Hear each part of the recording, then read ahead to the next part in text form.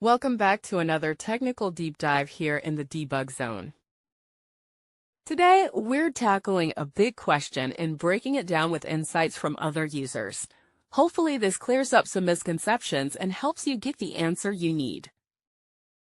So buckle up, stay a little curious, and let's jump right in.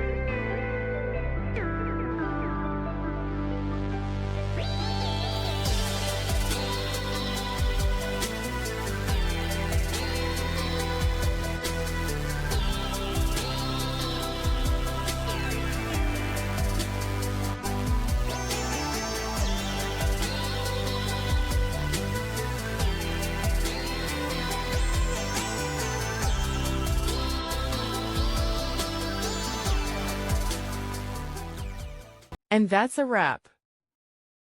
I hope you found the answer you were looking for.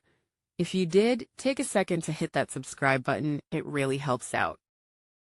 And let me know in the comments which solution worked best for you. See you next time in the debug zone.